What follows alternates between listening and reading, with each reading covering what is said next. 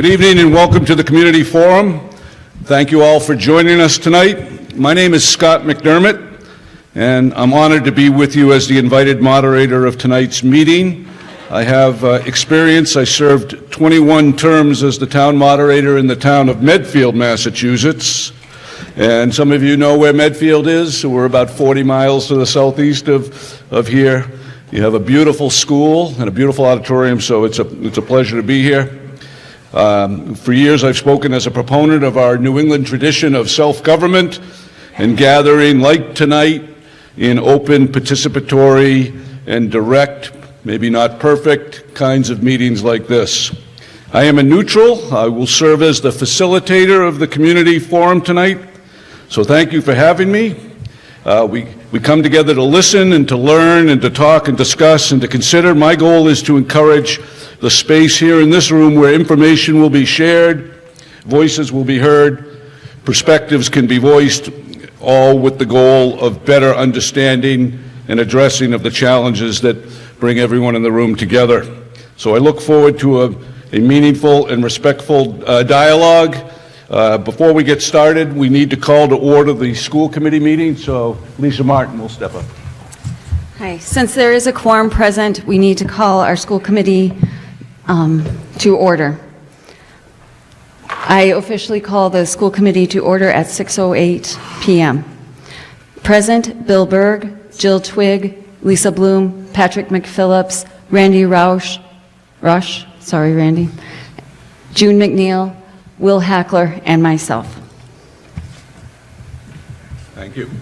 Thank you.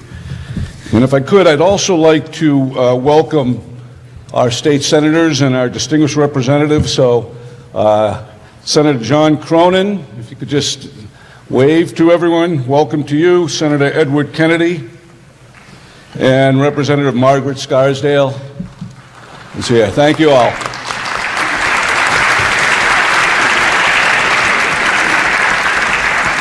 Okay, well, thank you for being here. Let me first speak very quickly to the order of tonight's proceedings.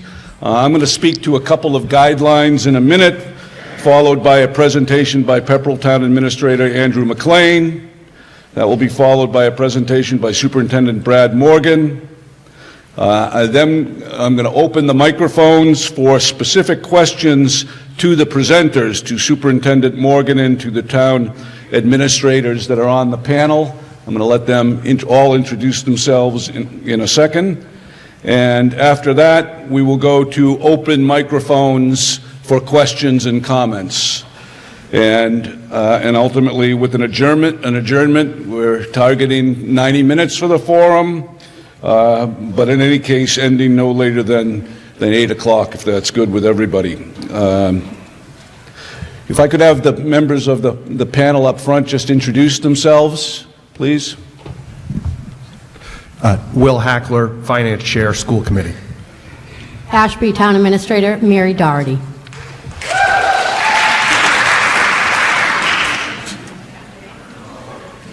Pepperell Town Administrator, Andrew McLean.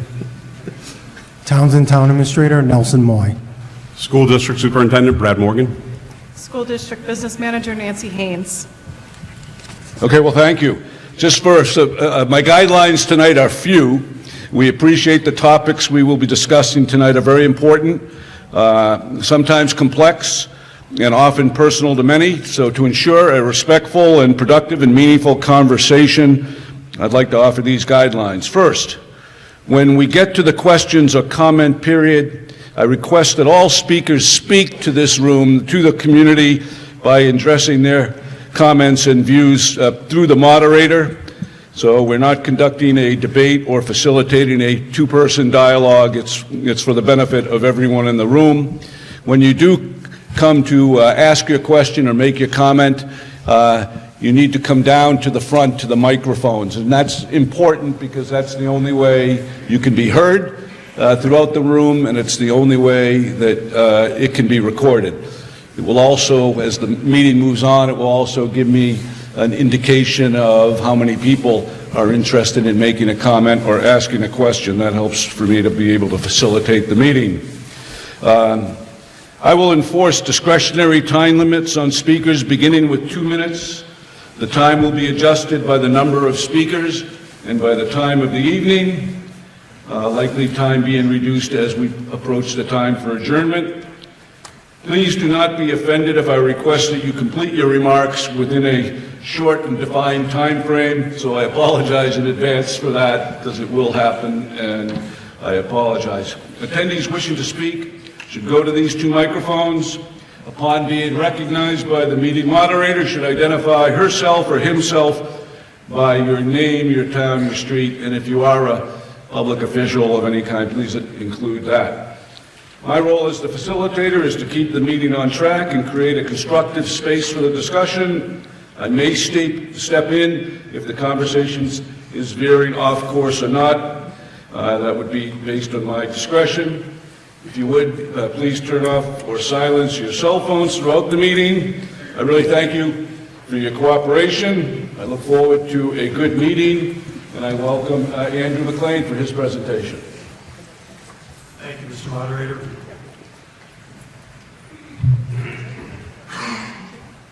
Tonight's presentation from the towns, I'll be sort of taking the lead on it, but I've been working very closely with Nelson Moy and with Mary Doherty, fan club, back there.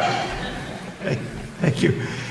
We've been working quite extensively on having sort of a common perspective on the needs of the community and its education. To that end, we've also been working very closely with the superintendent and his team since really last spring, when a lot of these financial pressures really came to bear on us. But throughout the summer and into the fall, we've been meeting regularly, and this is meant to be a presentation that reflects that the towns support a high-quality education and hope to find a way to get there through these kind of conversations.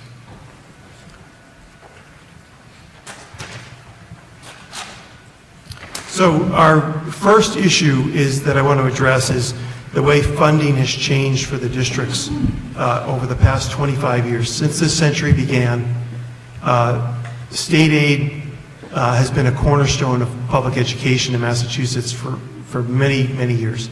And in the past 25 years, the state has sort of stopped funding education in North Middlesex's budget.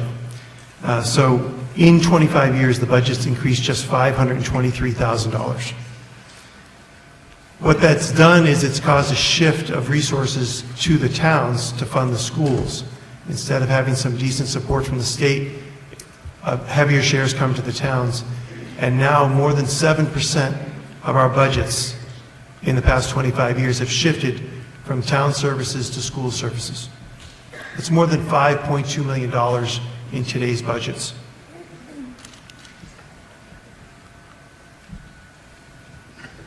And this forces the towns to reduce services, defer capital investment, and raise your taxes.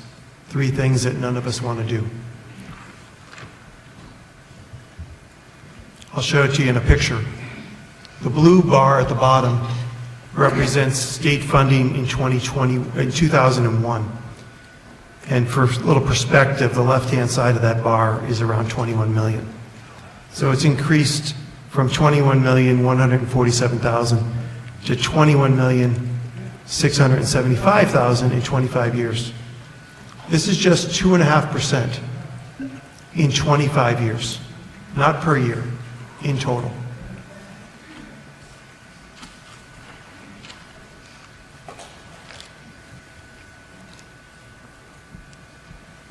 At the top, you see those numbers again for North Middlesex. The second set of numbers in this chart represent Chapter 70 aid. This is what the state calls education aid, Chapter 70, statewide. So statewide, that number has increased 75%. If North Middlesex's state allocation of Chapter 70 funds had increased at 75%, just at the statewide average, they would be receiving nearly $37 million from the state instead of less than $22 million. And that, in large and small conversation, that's the reason that we're in this predicament. because funding has not come through sort of to keep up with inflation, to keep up with the needs of the community. And so that burden is being pushed onto the towns.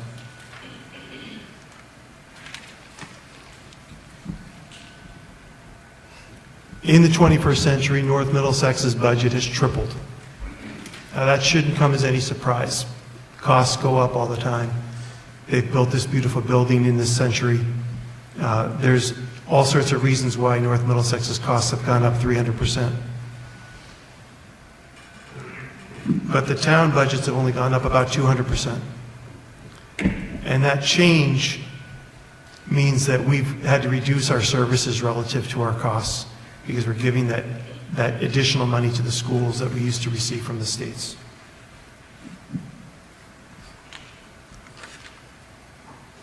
This is another view of this.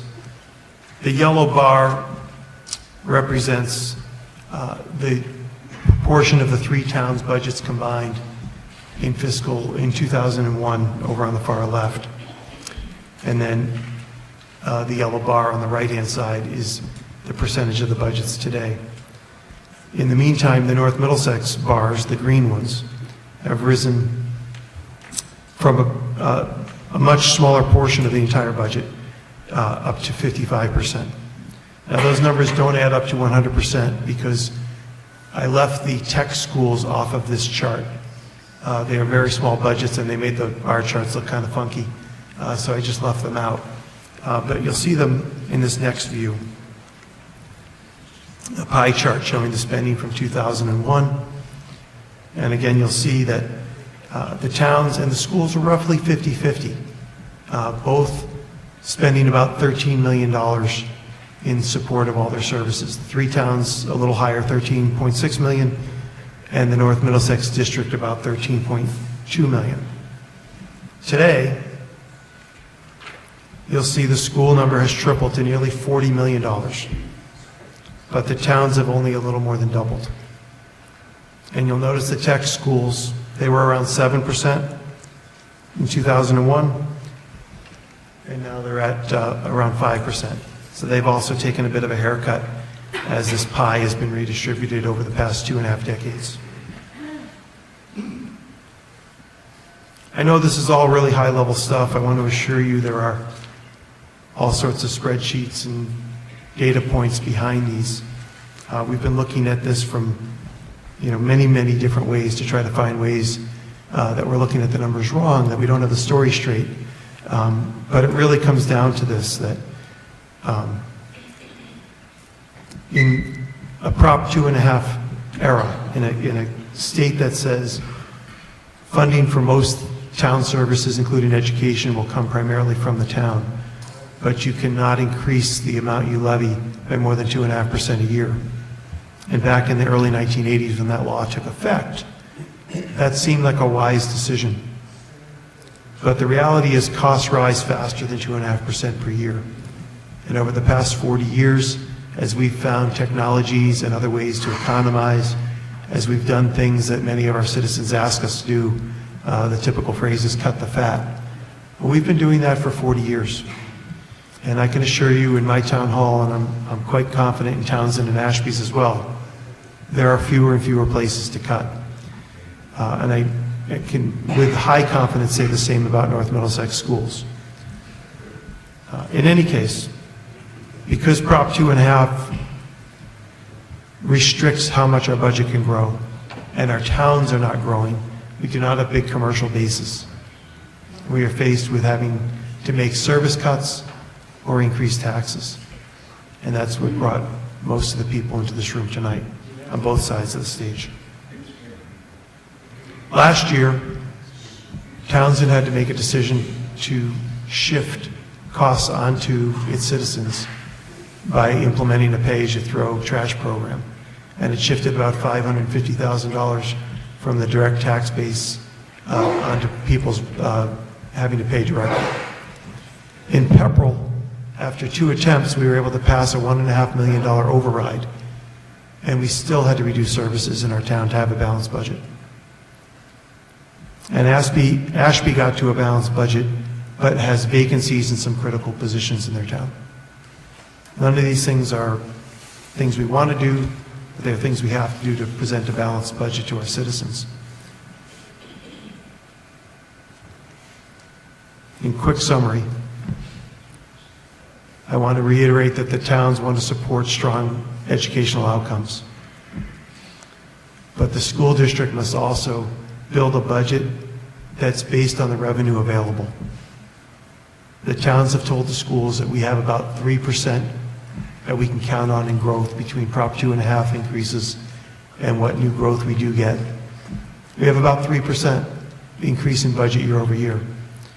And the school assessments are going to need to reflect that, or we won't be able to present a balanced budget. And we're hoping that the state can restore its financial commitment that we saw in the past century. Thank you. Okay, well, thank you, Mr. Town Administrator. So our next presentation is going to be from Superintendent Brad Morgan.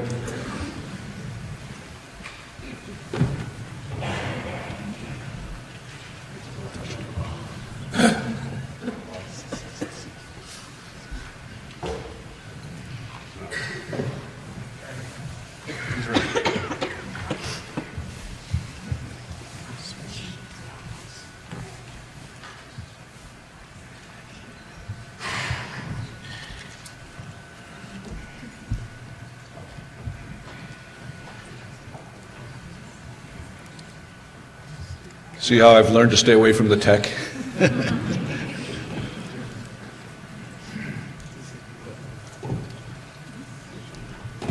Excellent, thank you.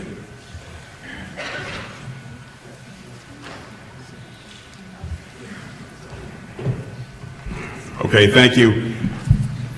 And thanks for coming tonight. I definitely want to reiterate what Mr. McLean had mentioned, that, and we had mentioned throughout last year's budget meetings, that it's critical that not only the schools are funded, but the towns are funded as well. In order to be an attractive community, you need both town services and a strong educational system. So I'm here tonight to present just some early projections on behalf of the school committee and the central office budget. I do want to just let everyone know that we really don't get our budget from the state until the end of January. So you're going to hear me say multiple times, these are projected costs that we're looking at for FY26.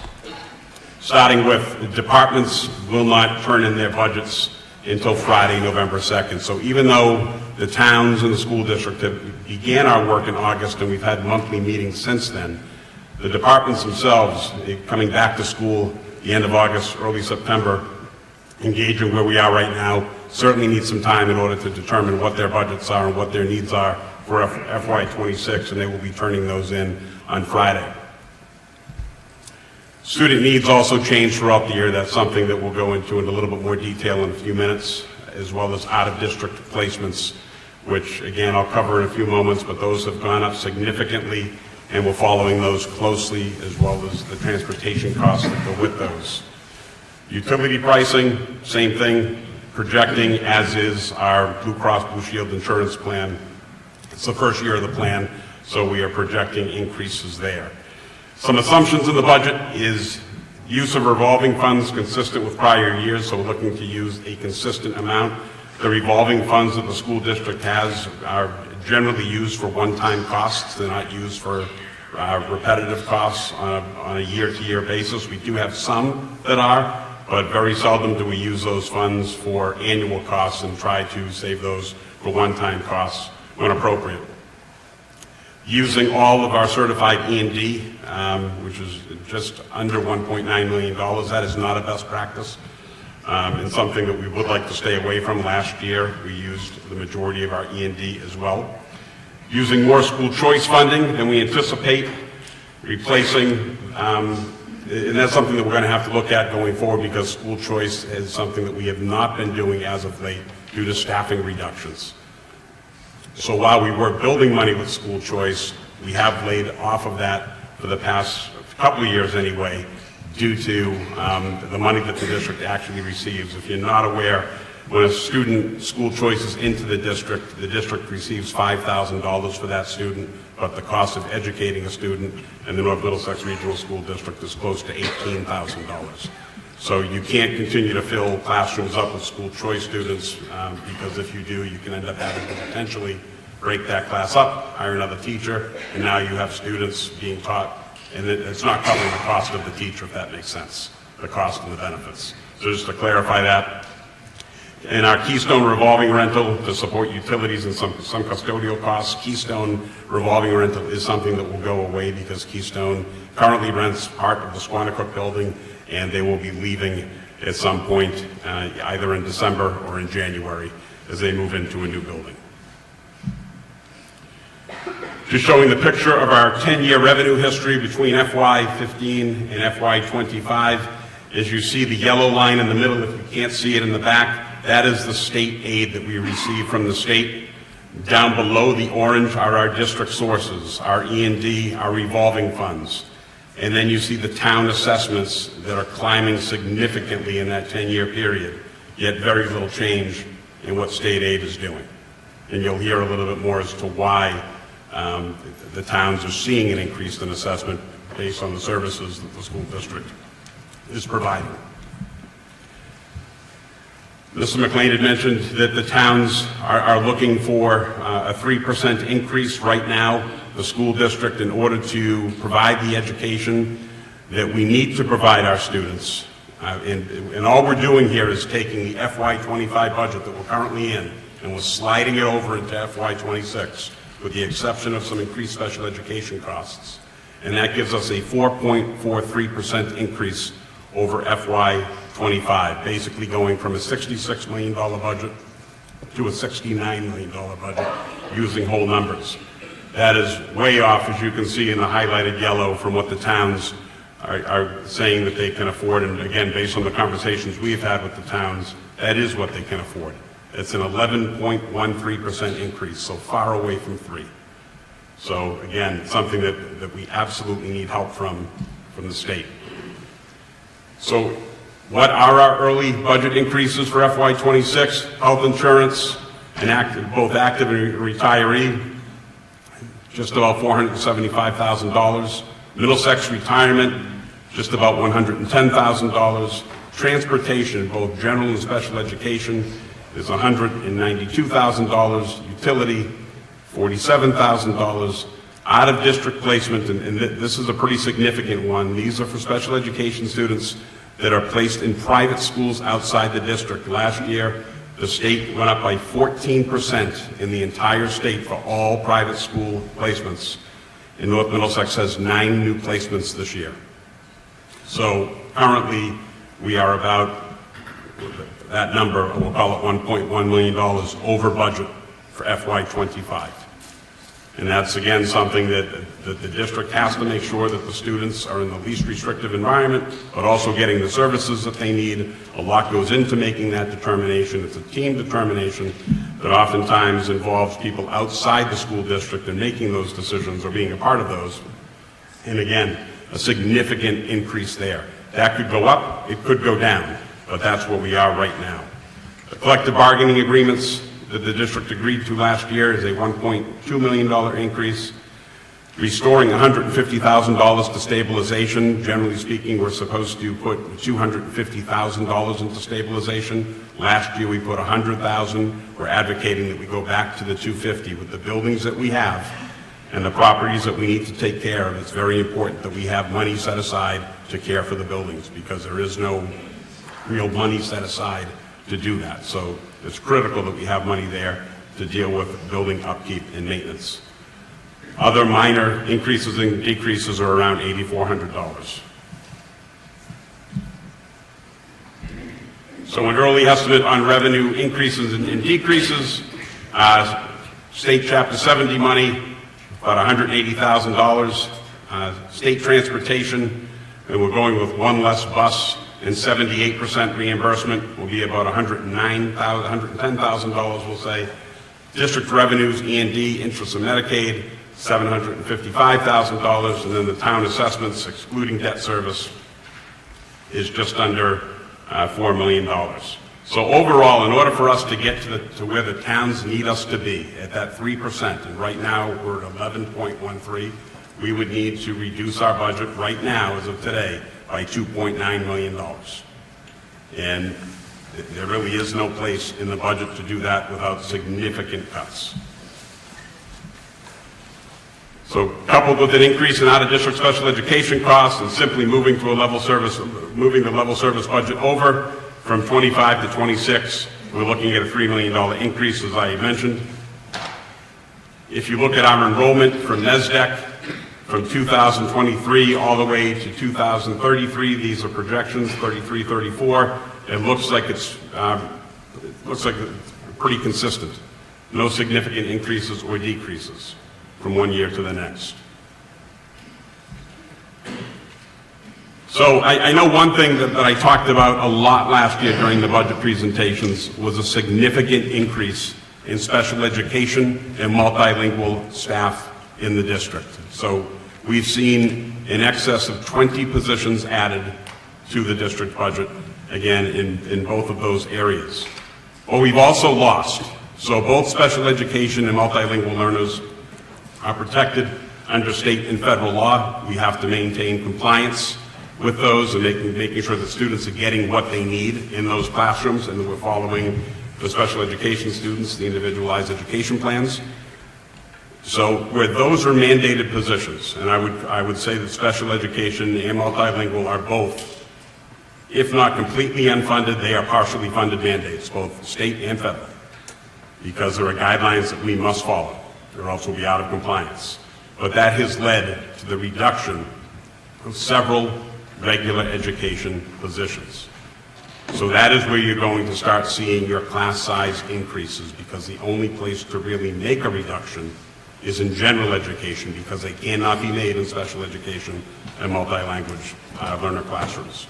So at the elementary level, I'll just read through it quickly because I know you can see it. 2 librarians, a counselor, and this is since 2022, a full-time teacher and 5 kindergarten paraprofessionals.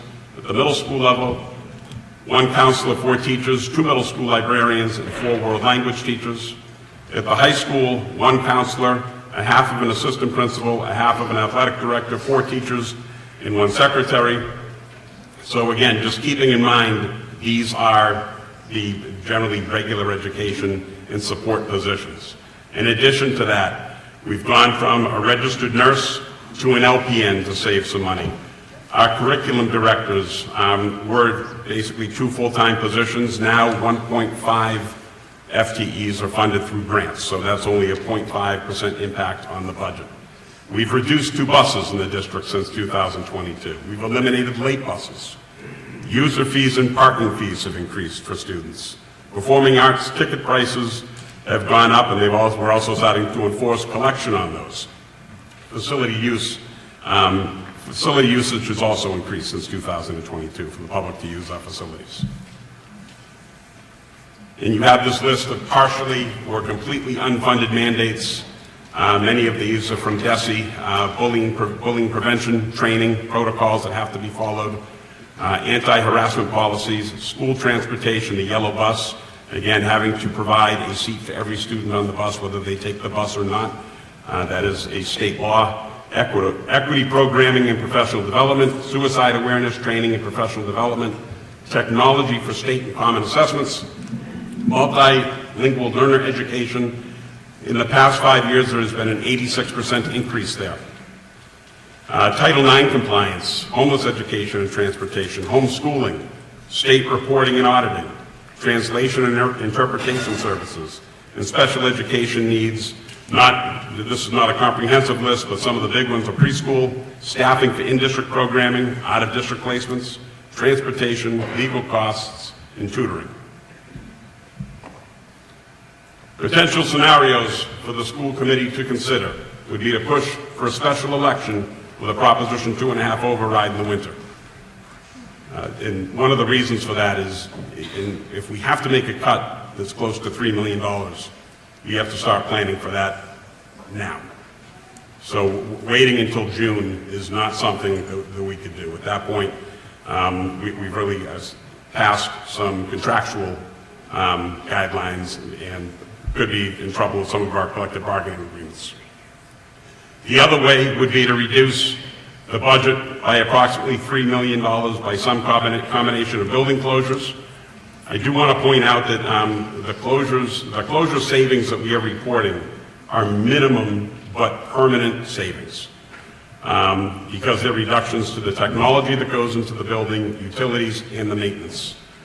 So those are annual savings. They are not one-time savings, but again, it's something to consider looking at the potential of $1 million in building closures. Staffing reductions of $1.5 million, that will move class sizes to 30 to 34. Very large. So you see what would happen if we have to cut $3 million in staff. If we have to cut $3 million in staff, we're looking at the low 40s in classrooms, which the 30 to 34 is, honestly, is not doable. Cuts to the curriculum and technology, $250,000, and cut to capital plan funding, $250,000. That's all I have. Thank you. So what we're going to do next is we're going to just ask people, we'll call that one microphone number 1 and this one microphone number 2. When you come down, if you would introduce yourself. And we're going to start with just questions relative to the 2 presentations that you had. Maybe you want to ask a factual question about something that's Superintendent Morgan sent or Town Administrator McLean. Anybody want to come down and ask a very specific question around the 2 presentations? There'll be plenty of opportunity for comment and for other questions from members of the panel.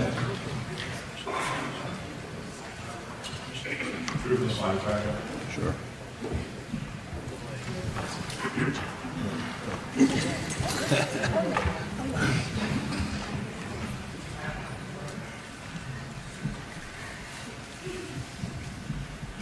Which one? Can you go back to all of the positions that are cut for me, please, and thank you. Sure.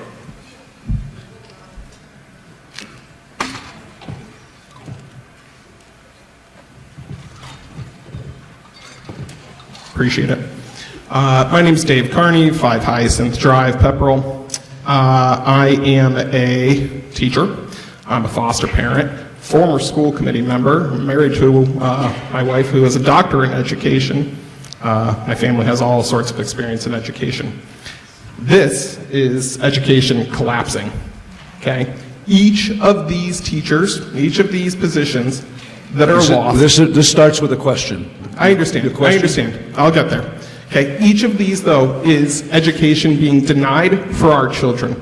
And now, I've spent the last year since I started leaving the school committee trying to reach out to Representative Scarsdale, who has gotten in contact with me, Senator Kennedy, who has not, and is Lori Trahan here tonight? That's hilarious. She would never come to something like this. So, my question, though, my question, though, is when you guys vote in our state legislature to give our students $80 more for this year, $60 more for next year, that is 40 cents per day for each and every single one of our students. And can you go back 2 slides for me? You know what? I'm going to actually ask you to step up. I'll give you the first position when we get to the next section. So I'm just going to move over just to one more microphone second. Just one more second here. Well, what's your question? Look at the commitment that North Middlesex towns have made for our students, and y'all have not kept up that end of the bargain. So we have passed not 1, not 2, but 3 major tax increases: casinos, marijuana, and the millionaire's tax. Look, I'm going to just stop. Where is the money? Where is the money for those things? That's my question: is where is the money for those 3 major tax investments? Okay, with all due respect, you'll have an opportunity to talk. Do you have a question? Superintendent, last year you were talking about getting a waiver of the state, waiving the amount of seats we must have for the buses to reduce the transportation costs. Were you able to do that with the assistance or not? That's the first one. Could I ask you just to please introduce yourself? Oh, I'm sorry, Patrick McPhee. Ashby. Was I able to successfully get the state to not require us to have a seat for each of the buses? Yeah, you're No, I required. was not. You're not. I was told I could not do that. Can we ask somebody in the audience, why not? They're going to have an opportunity if you want to direct questions, and our officials are willing to state questions. But it's not going to be at this point. At this point, we're asking questions of our 2 presenters. about their presentation. So we're going to go back to the microphone if we could, number one. Thank you. Good evening, Craig Hansen from Pepperell, also a former school committee member and chair. A couple questions that I have around some of the cost reductions. I think you presented, Brad, around closing buildings and whatnot. Can you go to that slide if you don't mind?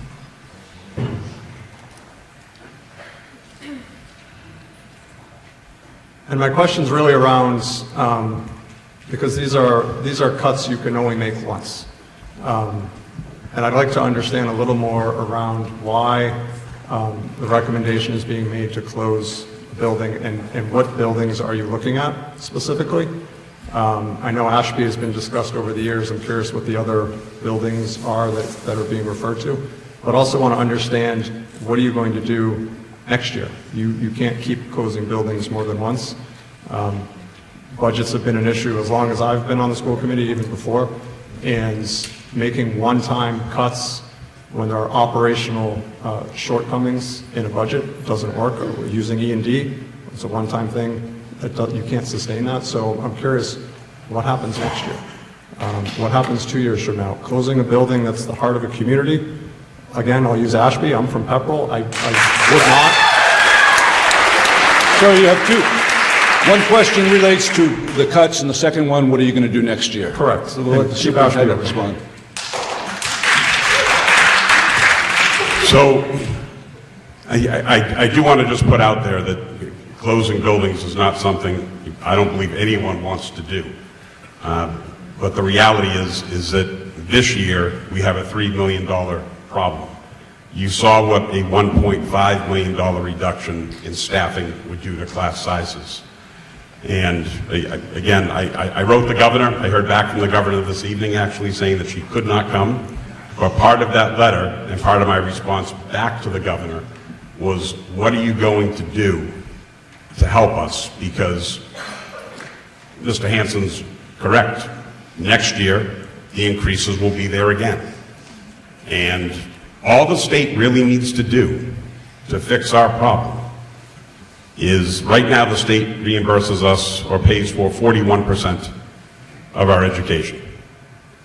If they cover 46%, it eliminates our problem.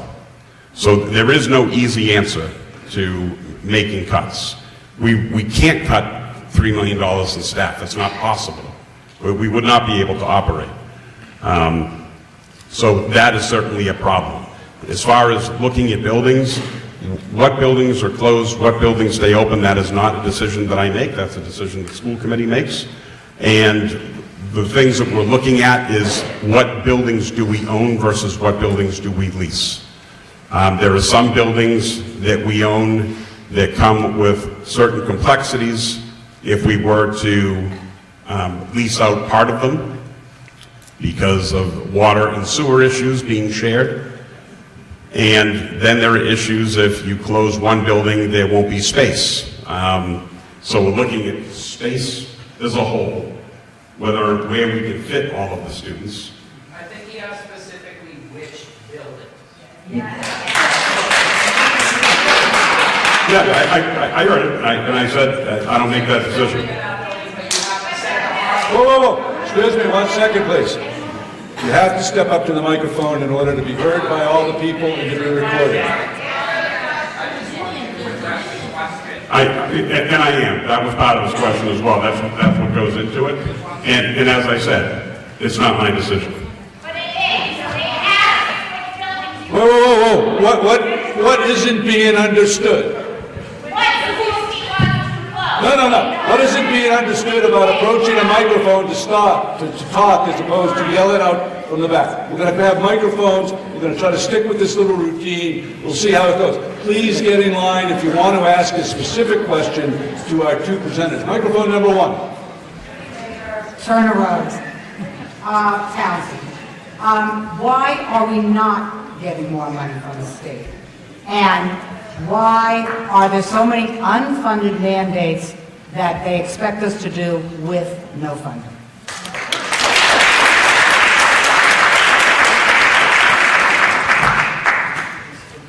So I'll do the best I can with this answer. It goes back to the regional formula. Again, if you look at funding, we're in a situation where we don't have a commercial tax base, we're not rural, we're not urban, and we're not a vocational school. Under the previous two administrations, a tremendous amount of money from both the state but also grants have gone towards regional vocational schools, technical high schools, charter schools, urban school districts, and not so much rural, but rural does get some money. Districts like North Middlesex that do not have any commercial industry at all, they're relying 100% on the taxpayers to fund the school system, receive very little. You know, again, when you're getting an extra $60 per student, when you're talking almost $20,000 per to educate, that does not cover the increased costs from one year to the next. Okay, next question, microphone number 1. Lydia Palmer, 30 Wilder Road in Ashby, and I have 2 questions.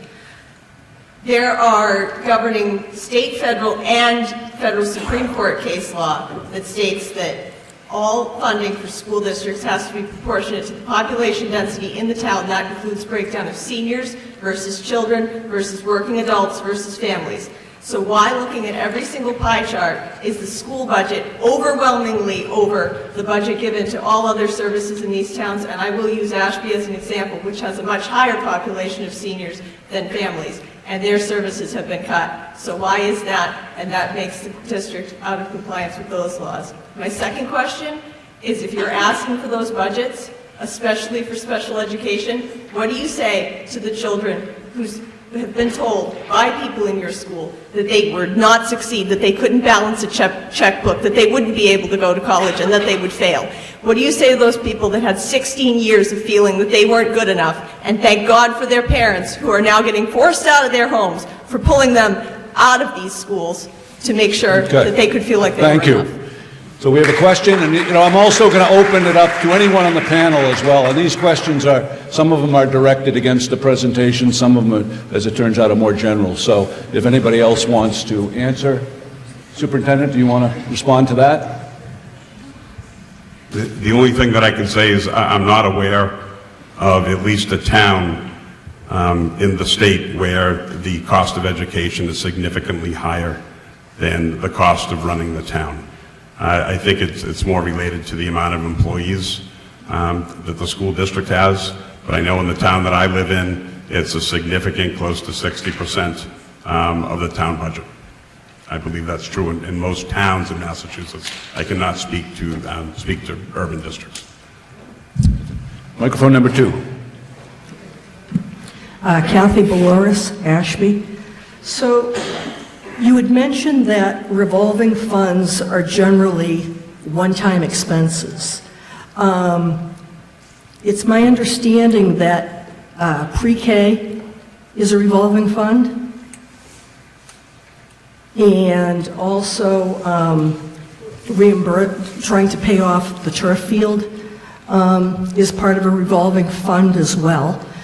So my first question is about that. And then secondly, I guess I'm wondering, does each building, because I think why most people are here today is when they hear schools closing, and the elephant in the room is Ashby closing. So does each school have its own cost center so that you actually look at all expenses related to that school? Things like teachers, support staff, maintenance, capital plans needed for repairs. If it doesn't, if you don't have those cost centers that are very building specific, how can you decide which building it makes sense to close? That should be a basic due diligence type of exercise. Okay, we have 2 questions there, right? So one more? let's do them one at a time so we can. Okay. Go ahead, if you want to. So as far as the cost of, and you're going to have to remind me of the previous 2 questions, but as far as the cost of operating each building, we do have that costed out, of how much it costs to operate each building with staff. Including staff? Yes. Okay, where is that information available, please? It's something that we would have to put on the website. Okay, the reason I'm asking is because after last Thursday night's meeting, I asked a select board member if he realized that the principal in Ashby is only there 60% of the time. The other 40% of the time, she's in Townsend with pre-K. Where does her salary get charged to? Both? And if pre-K is a revolving account, where do we see that? It's split, the salary's split. It's split. So when I look at those Ashby numbers, I'm not going to see the principal's full salary. No. But also, it's important to know that pre-K is not self-funding. Is not what? Self-funded. No, it's not. It's revenue producing, correct? It doesn't cover the whole. No, it's not fully funded. No. It's a loss. Good, thank you. Back to microphone 1. Follow-up question. Follow-up questions. Yeah, Craig Hansen from Pepperell again. I guess back on the school closure question, Mr. Hackler, are you representing the school committee on this panel? I guess I am. Can you answer the question on which schools are being considered for closure? Everything is on the table at this point. The school committee has not taken a vote on anything. So you're considering closing the high school?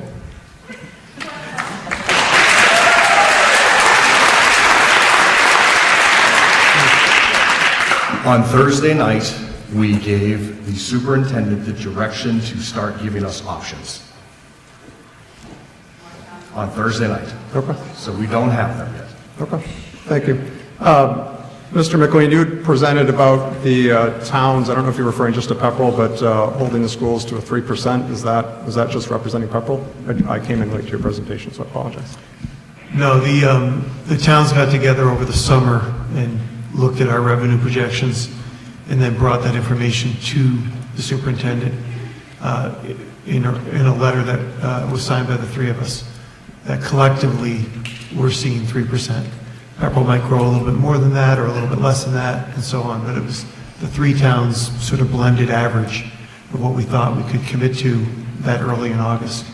So that's just based on town administrators, or was that a select board vote, or is that override votes in the town? Like, how did you get to that? Based on revenue projections from the three town administrators doing their homework. Okay.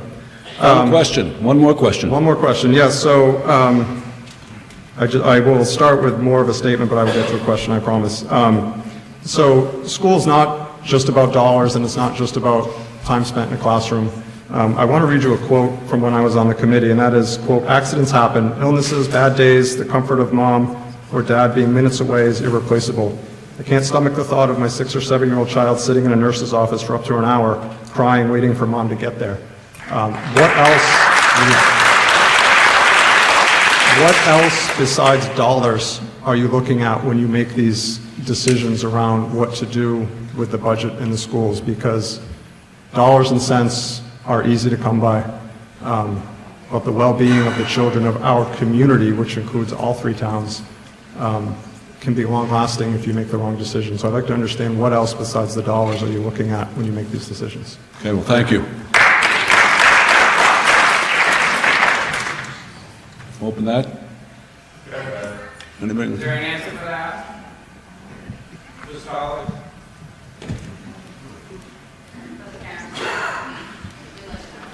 So, as far as the budget goes, I think the answer is that the budget that we believe will service the kids is a 4.33% increase for the school district. I believe it 4.33 or 4.34. So just dollars.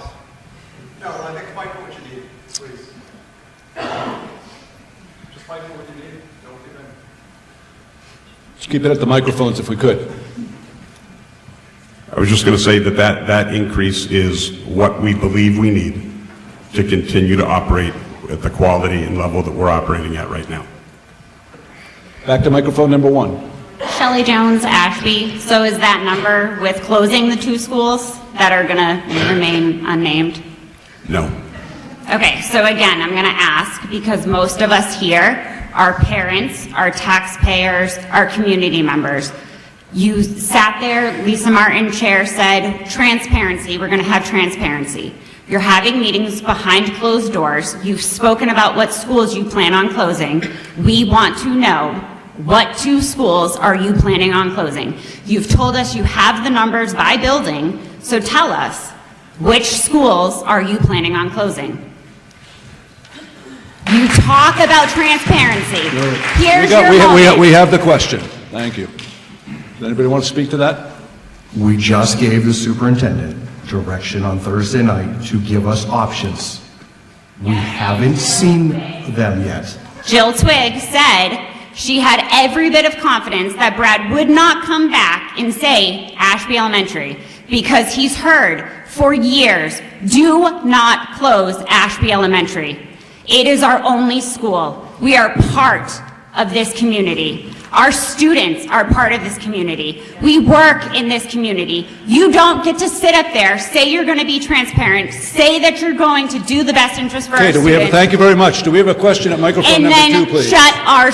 We understand. Microphone number 2.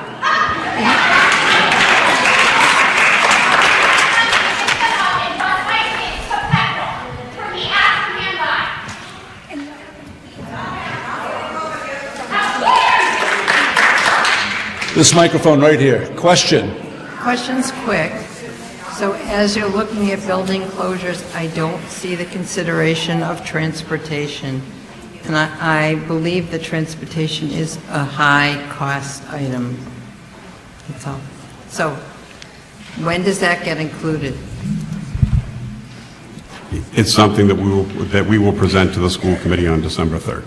So it is, along with the same thing with the building closures, there has to be enough space for the students in closing buildings, and to be honest, it may not be possible to close 2 buildings. It may not be, because we also need to have some room for growth. So it may not be possible to close 2 buildings. And as far as transportation, we don't believe there would be any increases unless we went to a 4-tier system. Currently, we're at 3, and we don't see there being an increase, because what we're really paying for, the majority of that cost is for paying for the driver for the full day. So all 3 tiers in the morning, and then the afternoon lunch and break, and then the afternoon lunch break, then the afternoon runs. So we don't believe maintaining a 3-tier system would have much of an impact at all. Going to 4 tiers would have an impact.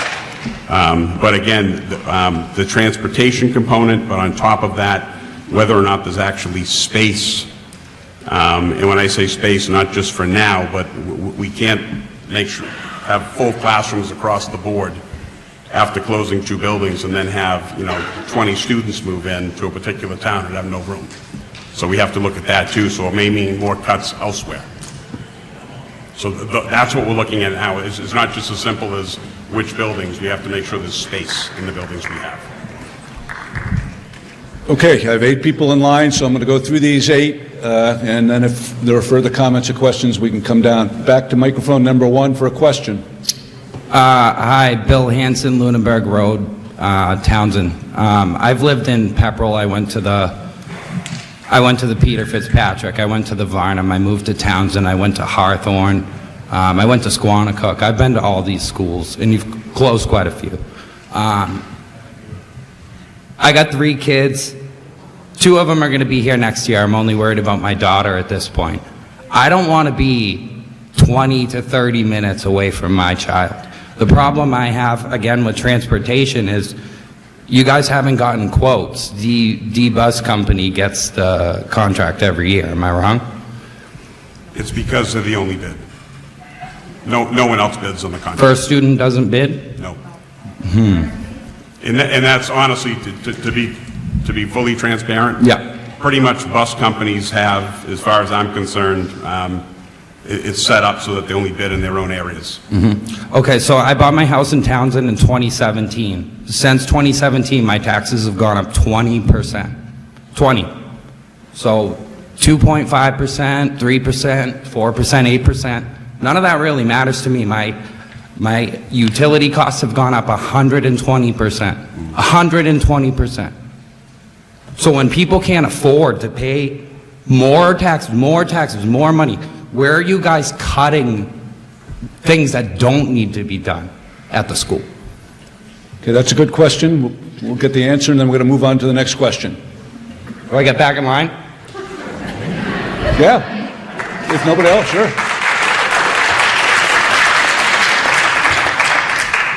So in looking at the budget, and again, I'm not looking at the budget alone.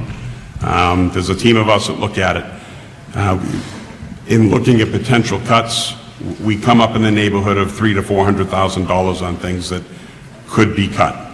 But if we do reduce those, there will be an impact, maybe not next year, but likely the year after. So any cuts that we make at this point will have an impact on students or our ability to maintain our buildings eventually.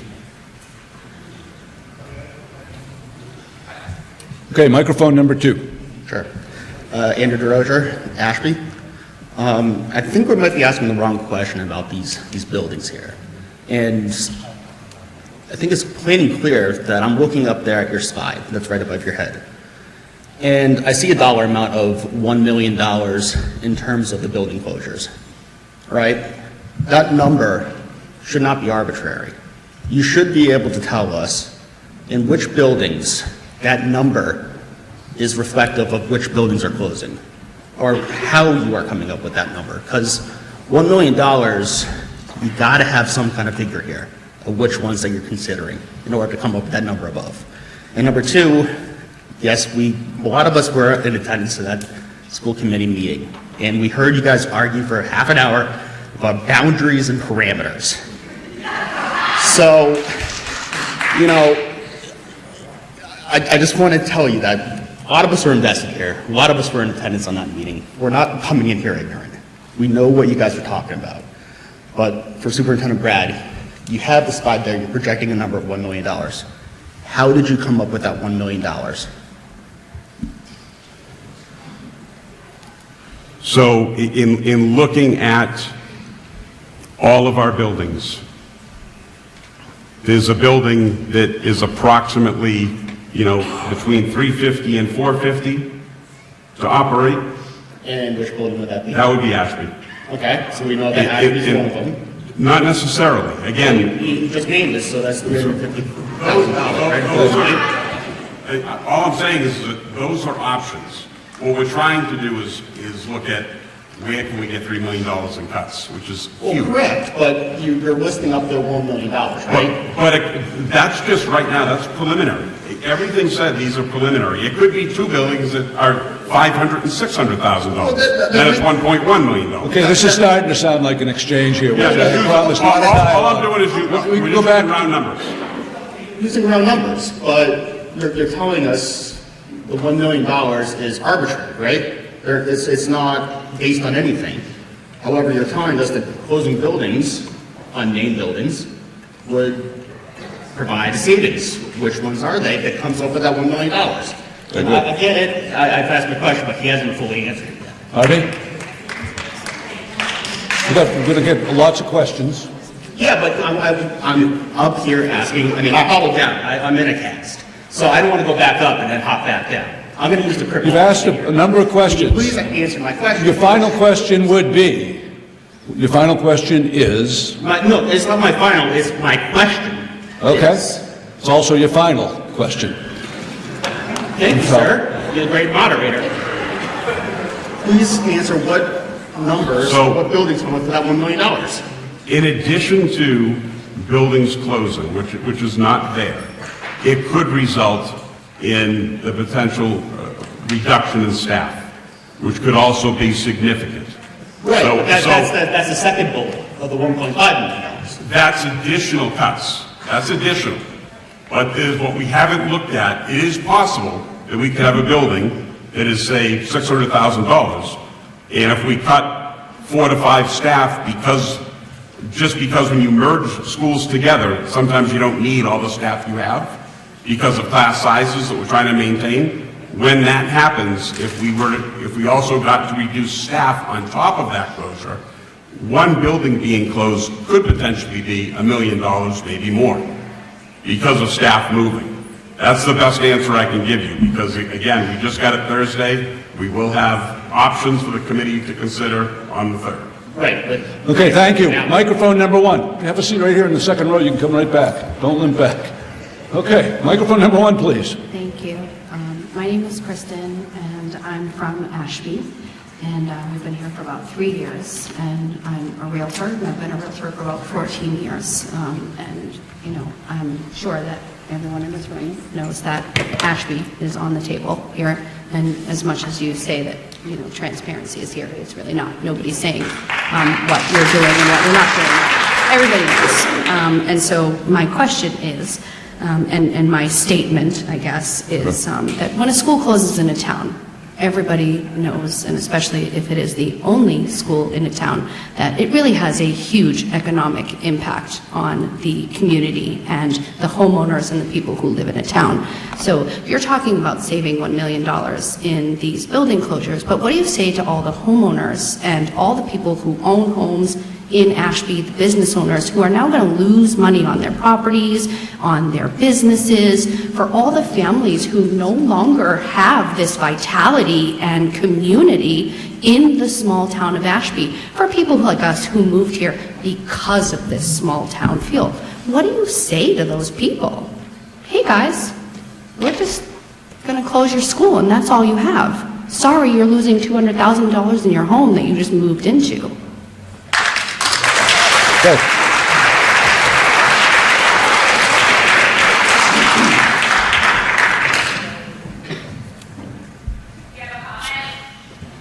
Anybody on the panel have a comment? If there isn't, we're going back to microphone number 2. Question. So, what I would say is, again, we're working on multiple options for the school district, and what I can guarantee everyone in the audience is that we have more than one option that does not include closing Ashby. So, what I would ask is that you let us finish what we're looking at, because we do have, again, 2 options as of now, which do not include the closure of Ashby, that we're looking at. So, no decisions have been made. And again, as I've said many times before, if I was a resident in Ashby, I would not want the school building to close. Question, please. Microphone number 2. Thanks. Or comment. My name's Diane. I teach in Ashby, and that was my question, was if you were going to have multiple options, and if one option was not Ashby closing, that was, you just kind of answered that, but if you're going to have multiple options, like we'd be like, okay, if you close this school and this school, we'll save this. If we close this and this, or we close this and we don't close Ashby, you know, we just want to know that there's an option of keeping us open. And you did just say that there will be an option where Ashby is not closing. Besides the override. Yes, it will be an option. Okay, please, microphone number 1. Good evening, Jackie White, 14 Powhatan Road in Pepperell. I have a current 10th grader here at the high school and a current freshman at Middlesex Community College. My question or my request is, I feel like the comments directed at the panel here are a little misdirected, and I almost feel for you being on a firing squad of sorts. My question is if you could call on the 3 representatives who have arrived to please come up and not let us flail around as a community of people who are here in this together. If you could share with us what's going on at the State House to help us get out of this mess.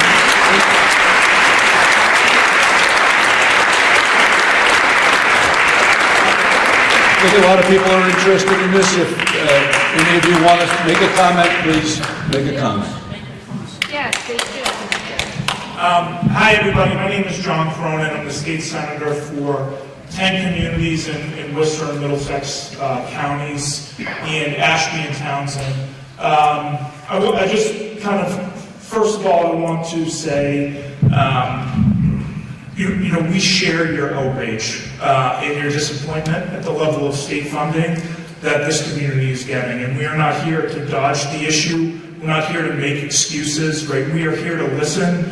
We are here to work and collaborate with the superintendent, with the school committee, with the town administrators, and we're here to go back to the State House to deliver and fix it. And, you know, there are a number of different areas where we're going to be able to work to deliver more resources for the town at a high level. And again, you know, some of these problems, as the chart shows, have been going on for decades. Right, in 2001, I was 11 years old and I was playing North Middlesex and Little League.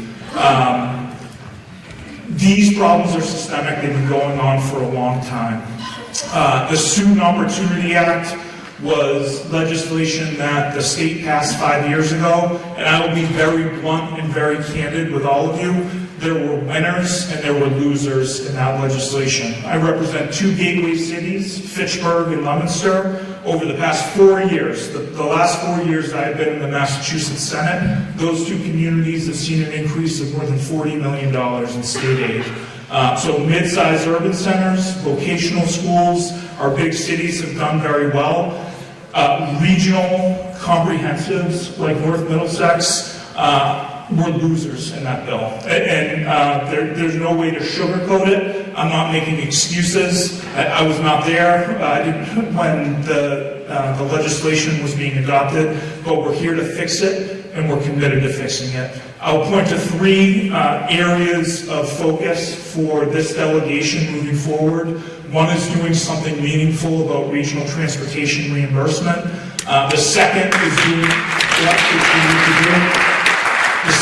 is doing something impactful and meaningful about special education circuit breaker reimbursement, which the state does reimburse at 75%. And then the third, and probably the most meaningful and most impactful to the bottom line of the school committee, is making significant headway around minimum per pupil aid in lieu of comprehensive formula funding reform. We are in year 5 of 6 of implementation of the Student Opportunity Act.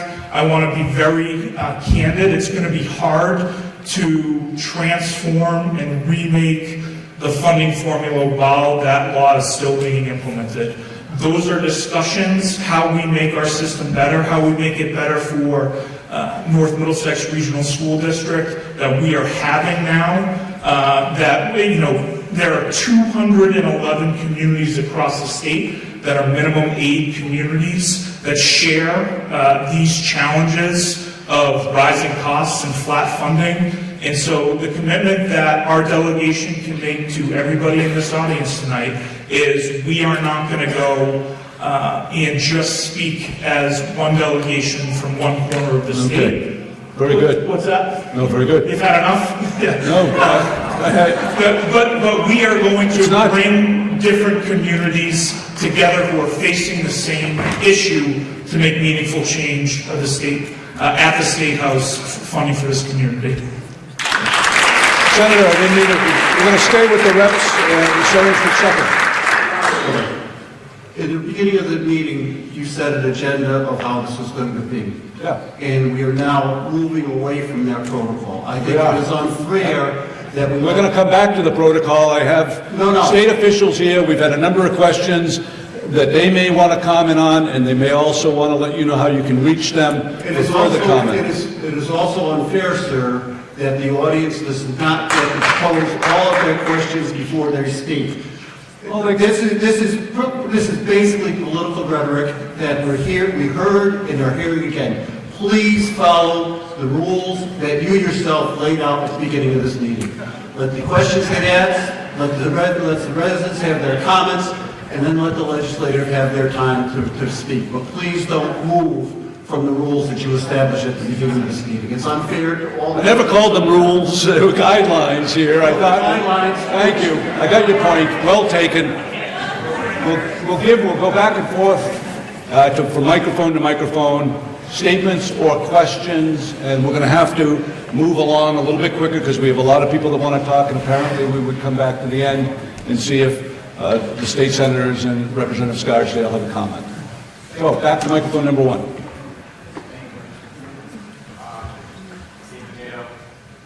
responding as a resident. I am on the select board of Ashby, but I'm not representing the board right now with my comments and questions. Make that clear.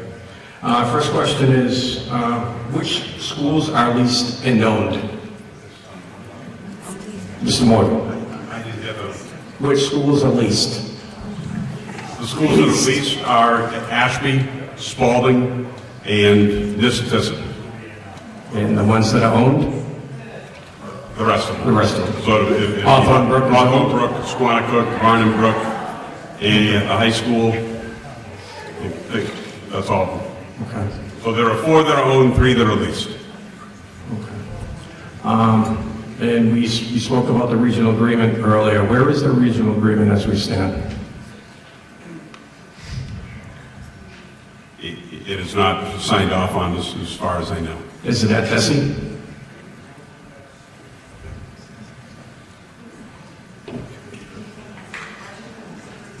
Sorry, I don't mean to cut, but my name is Randy Rush. I'm on the school committee, and I'm also been working with the regional agreement.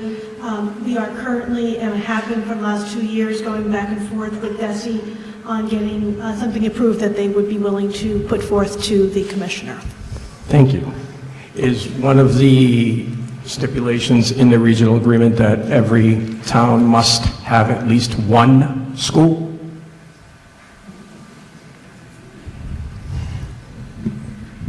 In the draft that we have right now, that came from the community participation and the school committee, yes, that is currently in that draft. Perfect.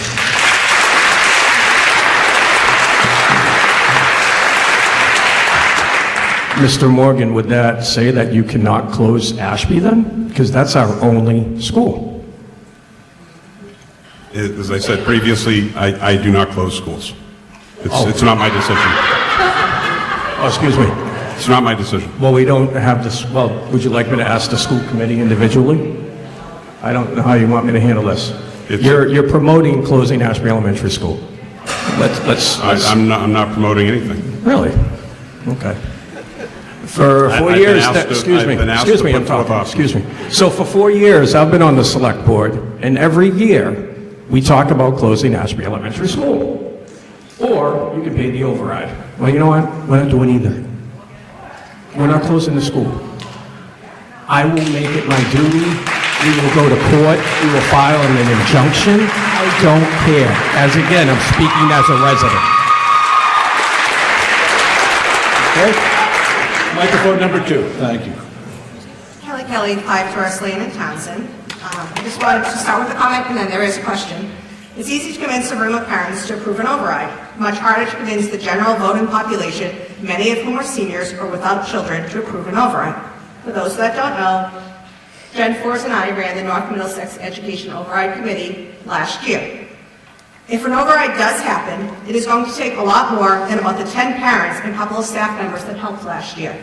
We will need the support of everyone to hold signs every weekend, talk to their neighbors, pass out flyers at sporting events, and get the word out in the community, and respectfully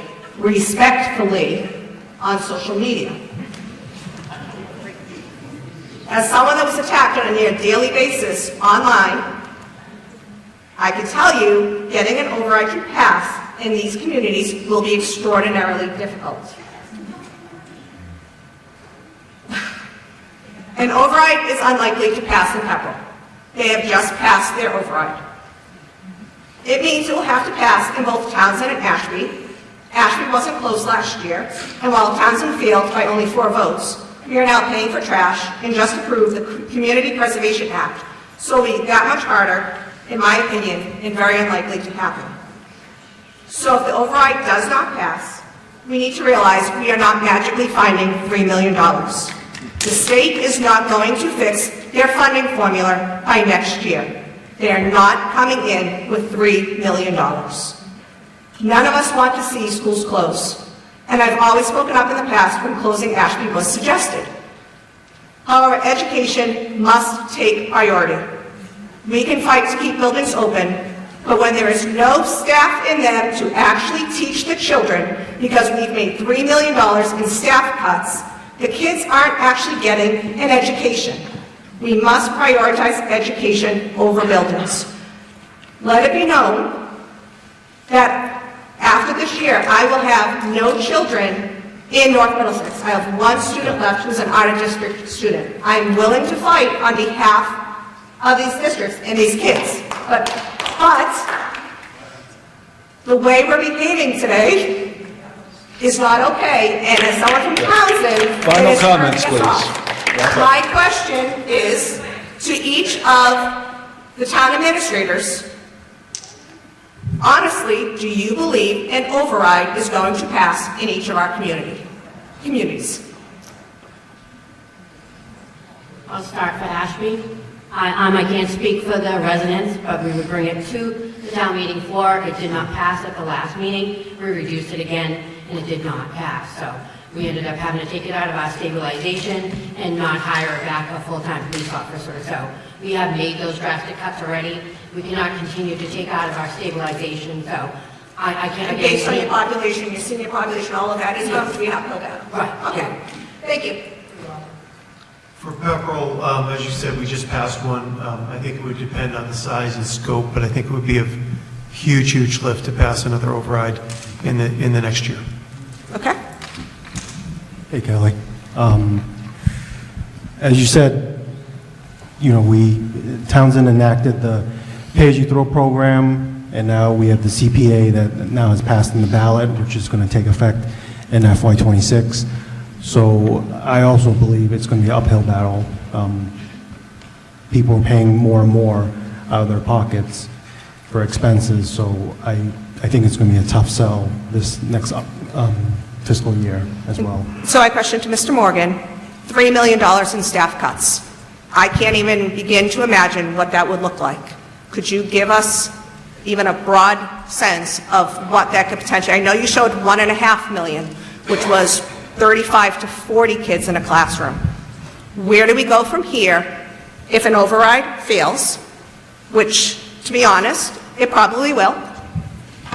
The state does not come through with $3 We million. have the question. I think we have the question.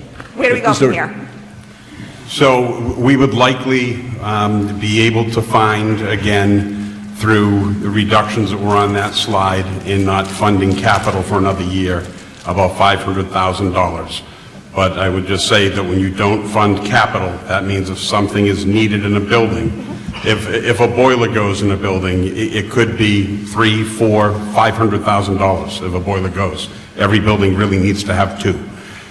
So we would likely be able to find about $250,000 in curriculum and technology, not fund the $250,000 for capital, and then look at approximately $2.5 million in staffing cuts.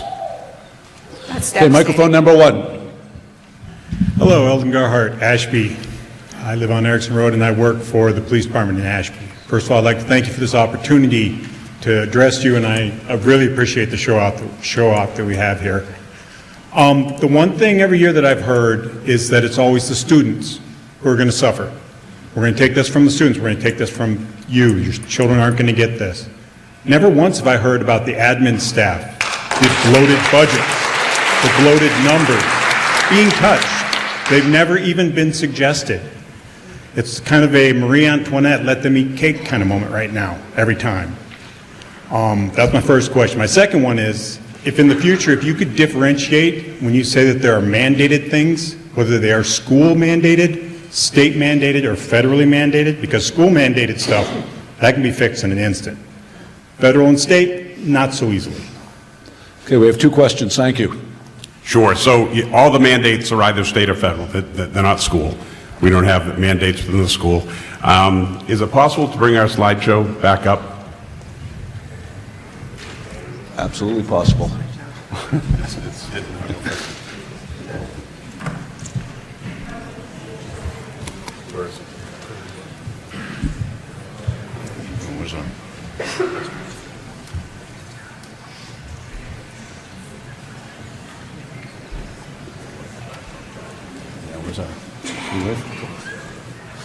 Never mind. There you go.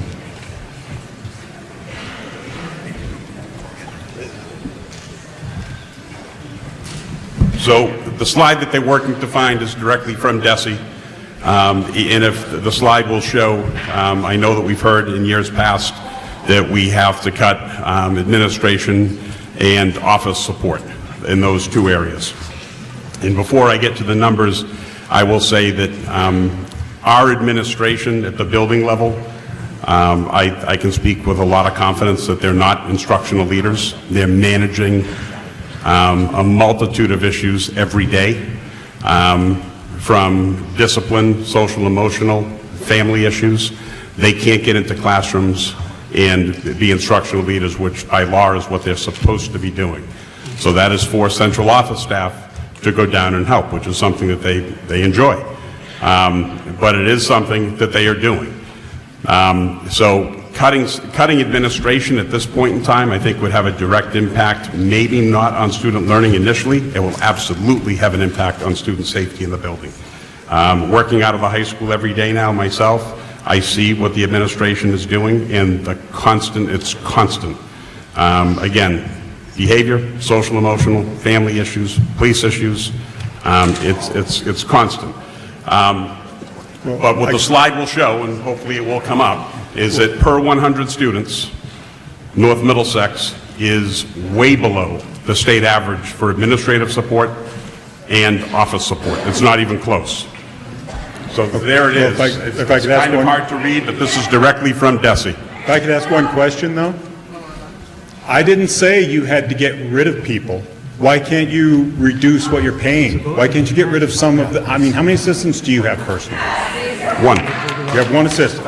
Assistant superintendent? No, assistant that assists you in your job. I have one that is split between 4 people. Okay. So And the school why committee. can't we reduce their costs and push that to the special needs children so we're not handicapping them? And if you want your job, that's fine, keep it, but you're going to have to get a little bit less because we have to pay for these children, which is the way things used to always be. So I don't understand why we can't cut, why do we have to eliminate a position? By all means you can eliminate it, but why can't you just reduce what you're paying for that position to help offset it? Even if we were to reduce it, which I don't believe is appropriate, because I don't think people would take a pay cut in general, not just on the administrative staff, we would struggle, as we always do, because of our location, to find people to fill those positions. We see it every day, filling teacher positions, assistant principals, principals, jobs that used to get, 100, 200 applications. If I posted for a principal tomorrow, I would likely get 3 to 4 that are licensed. The pool is gone, and it's a nationwide problem. It is not just a North Middlesex problem. The pool for educators is almost dried up, and the kids that are graduating aren't filling it. They're not going into education anymore. Okay. Well, Okay, we're going to move on to further questions. just one thing real quick. Yes. My advice would be to talk to these TAs and see how many of their jobs are short people because they have to pay money and they can't hire people. Thank you. Good. I'm going to go back to that microphone. We're going to hear from some different voices, and then we'll come back to the people that are in line that have already spoken. So, first-time speaker? Yeah. My name is Tyler Champagne of Cedar Circle in Townsend, and I just have 2 questions about the numbers, guys. We're all here to solve a numbers problem. So, in the earlier slide, you put up, it was a 300% increase in costs over 25 years. I believe that was the, for the MS, the district cost. I don't know if we can go back to it. But essentially, 300% over 25 years means we're going year over year, 12% increase in cost. So how did we get there? And can we slow that down? And how does that compare to the state average? Yeah, so I don't... So total cost. I understand your question. I don't know the answer to your question about how it compares to the state average. It's not something I looked at. We looked at the data that said this is how much the schools were charging the district towns in 2001. This is how much they're charging us today. That's relatively simple math. But the deep dive that you're asking about, we did not do that work. Well, the reason why I compared... Part of the reason for the increase, though, was the debt service on this building and other buildings in the district. I don't know the debt level in 2001 precisely, but it is a significant part of the increase in 2025. The reason why I'm asking about the average is because you highlighted, and Senator Cronin answered pretty much the root cause, winners and losers. But you highlighted that over 25 years, we saw 2.5% once. And other schools, towns, they're getting, their state average is in line. So I guess, I know he's got a plan, or they have a plan to, fight it. What's coming from our end to them to back up our argument here, that we need more money from the state? Because I think we're yelling at each other over a shortfall, and the state could solve the problem. I can't speak for all the colleagues here on the stage, but I know that in the past week, I've spoken to both members of Pepperell's delegation. They're here tonight, and I have regular conversations with them. I would say the majority of my conversations with them over the past several years have involved education funding. So it's a regular conversation that I have to look for state support, and I'm sure that that is also being done by the other member towns and the school systems themselves. I know they have meetings with DESI. I know we've attended meetings with DESI. We're not sort of sitting back hoping something changes. We're actively trying to make the change. Over 25 years, though? Like we didn't highlight this 10 years ago? I've been here for 6. Okay. So, all right. yeah. Okay, Yeah, now the since we have problem people has taken returning, a long time to occur, but yes. Since we have people returning to speak, let's keep it very quick. If you want to, is this a comment or a question? Yes. A comment and a question? No. Quick. Well, only because I brought a lot of information with me. Some of it's been answered. But one of the things that I did is I took a map of Ashby, Pepperell, and Townsend, and I removed the borders. And the reason I did that is because we are NM, not Ashby, Pepperell, and Townsend. With that in mind, I actually asked a school committee member about a couple weeks ago, I said, why are we not considering bringing West Townsend kids to Ashby Elementary? And the answer was because they did a survey and the Townsend parents don't want it. I said, when did you survey the Ashby parents?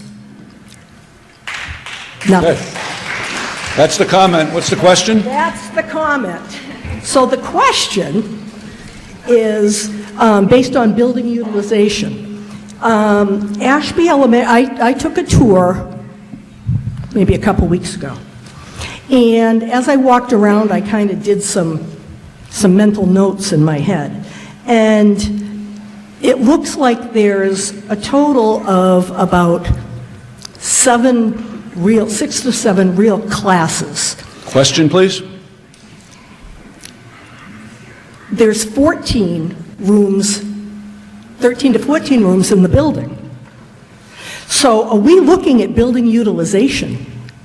Because if you take those borders away, because we are NM, why are we not looking at redistribution and better utilizing a building like Ashby, as opposed to close Ashby, which Dave already mentioned we can't do if the regional agreement passes? I think we have the question. I think you do. Thank you. Thank you. 25 minutes. So. Who's that from? Who's keeping track of time? Thank you. And what was the time limit? Full. Oh, yeah, I'm watching the clock. So, as far as Ashby Elementary goes, we are looking at building utilization. I do think that one of the issues with looking at West Townsend, and I should say before I get to that point, at least one of the options we are looking at does involve better utilizing Ashby Elementary School. But one of the issues with West Townsend would be, it may be an issue for Townsend, because if we redistrict students from West Townsend to Ashby, they would likely take partial ownership of any building issues that exist, because they'll then be sending students to Ashby Elementary. So that is something that we do have to keep in mind, and could be an obstacle to redistricting because of how it would be perceived in Townsend. No. Sorry about that. Microphone number one. We can't ask you questions from the third row. Microphone number one, please. Thank you. Barbara Thorpe from Ashby, but also a lifetime resident, previously from Townsend. I have a question for the superintendent with regard to clarification on bus issues in terms of tiers, 2-tier, 3-tier. Having been a bus driver, I will say that bus drivers do not work all day. They work 2 shifts, and that is it. And you are incorrect in your assumption that it is cheaper to just stay with your 3-tier. That is not correct. Also, you're running buses less time on a 2-tier. It does require some changing of time, but there is considerable savings. And bus companies do not only serve their area. Bus companies like D serve places as far as Chelmsford and Carlisle. So you are incorrect in saying they only serve one area, and NRT, I don't believe, is not unwilling to come into the area. So, that's question, clarification 1. Number 2. can I answer that question before we move on? So, Chelmsford does not use D, they use NRT. And I'm not stating that, I'm not making a statement, or I'm not asking if 2 tiers is, But if the bus repeatedly drivers said- work all day, we have to pay them all day. That's a No, fact. you do not pay them all day. You do not pay them all day. We are paid for 2.5 hours. It's a per bus per day. We're paying for the bus all day. Okay, but Yes. If a bus runs once, we're paying for it all day. And I understand that D works in other districts, but what I'm saying is that they do North Middlesex, they do Groton Dunstable, they do Tingsboro, they do Westford. I understand that. And then you get to a certain point, and then NRT has all of the next set of towns. They do not bid against each other. That's not up for debate. I've been here for 7 years. We've never had a second bid. Never. We get one bid. You can call it what you want. I've spoken to the Solicitor General. I've spoken to the Attorney General. It could be collusion, I don't know, but it's not being addressed at the state level. We get one bid, and quite honestly, they can charge us whatever they want because we have to pay it, unless something happens with the bidding process. So please, I do know what I'm doing, and I'm speaking the truth when I'm talking about buses. And you can trust me or not trust me on it. It's not up for debate, now, it's a fact. may I ask my next question, please? Quick follow-up question. We'll go to this microphone next. Quick.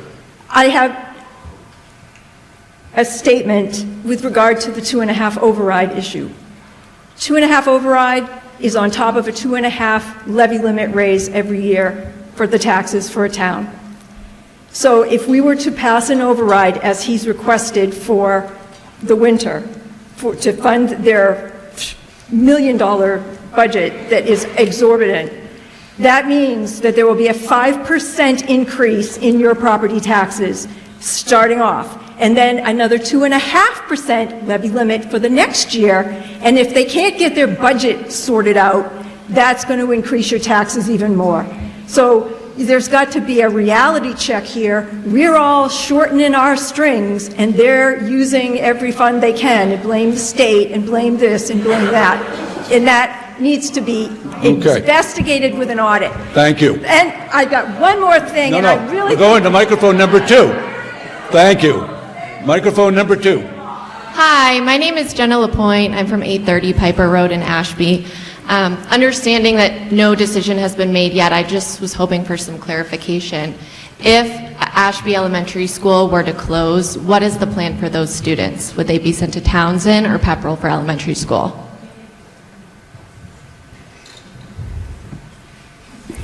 Likely Townsend.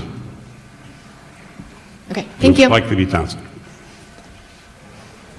Okay, back to the microphone, so very quick, if you would, please. I'd like to know the square footages of each school. I can't give that to you right now. Yeah. I don't have it at my fingertips, no. Okay, But you can because- certainly email me, and I'm happy to send it to you.